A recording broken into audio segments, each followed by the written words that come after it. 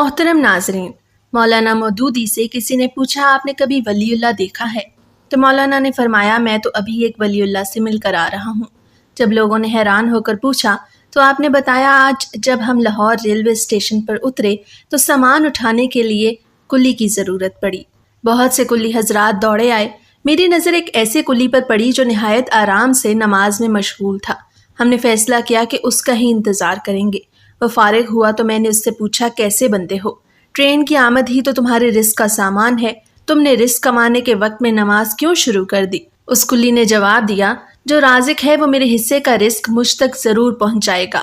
اب جس رازق نے آپ کو میرے لیے روکے رکھا مجھے جچتا ہے اس کی عبادت لیٹ کر دوں؟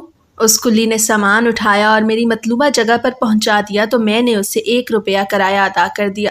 اس نے 4 آنے اپنے پاس رکھے اور باقی مجھے واپس کر دیے۔ میں نے اس کلی سے عرض کی کہ 1 روپیہ پورا رکھ لو، لیکن اس نے مسکراتے ہوئے جواب دیا نہیں صاحب، میری مزدوری 4 آنے ہی بنتی ہے، اس سے بڑا ولی اللہ اور کون ہوگا؟ اللہ کا دوست بننے کے لیے تو اپنی انا کو مارنا پڑتا ہے، قربانی ایثار کو اپنی ذات کا حصہ بنانا پڑتا ہے۔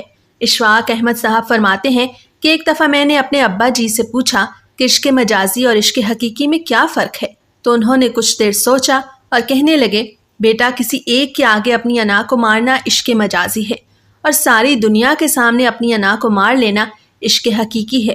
اللہ کا دوست تو وہ ہوتا ہے جو لوگوں کی زندگیوں میں آسانیاں پیدا کر دے، جو کسی کو جینے کی امنگ دے دے، چہرے پر خوشیاں بکھیر دے، جب کبھی بحث کا موقع آئے تو اپنی دلیل اور حجت روک کر سامنے والے کے دل کو ٹوٹنے سے بچا لے۔ اس سے بڑا اللہ کا دوست بھلا کون ہوگا؟ رسول اللہ صلی اللہ علیہ وآلہ وسلم نے حضرت معاذ بن جبل رضی اللہ تعالیٰ عنہ سے فرمایا اے معاذ تمہیں وہ عمل نہ بتاؤں جو بغیر حساب کتاب کے تمہیں جنت میں داخل کروا دے؟ حضرت معاذ بن جبل رضی اللہ تعالیٰ عنہ نے عرض کی اے اللہ کے نبی ضرور بتائیں۔ تو نبی کریم صلی اللہ علیہ وآلہ وسلم نے فرمایا معاذ مشقت کا کام ہے، کرو گے؟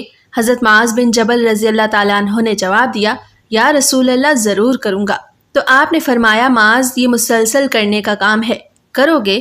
حضرت معاذ بن جبل نے جواب دیا کیوں نہیں یا سیدی یا رسول اللہ صلی اللہ علیہ وآلہ وسلم۔ تو آپ نے فرمایا اے معاذ اپنے دل کو ہر ایک کے لیے شیشے کی طرح صاف اور شفاف رکھنا، بغیر حساب کتاب کے جنت میں داخل ہو جاؤ گے۔ ایک صحابی نے نبی کریم صلی اللہ علیہ وآلہ وسلم سے پوچھا کہ یا رسول اللہ ایمان کیا ہے؟ تو آپ نے فرمایا صبر کرنا اور معاف کرنا۔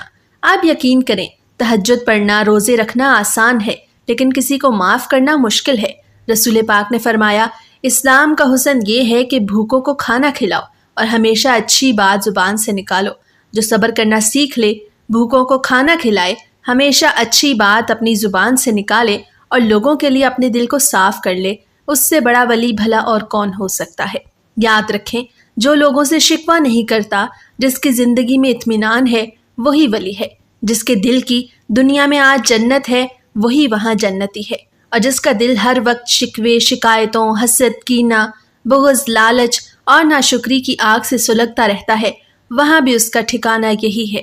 محترم ناظرین، فرائض کی پابندی کیجیے، کبائر سے اجتناب کیجیے، حال پر خوش رہیے، لوگوں کی زندگیوں میں آسانیاں پیدا کیجیے اور وقت کے ولی بن جائیے۔ کسی غریب یتیم اور مسکین کے چہرے پر خوشی لائیے، جو منہ سے نکالیں گے اللہ پورا کرے گا۔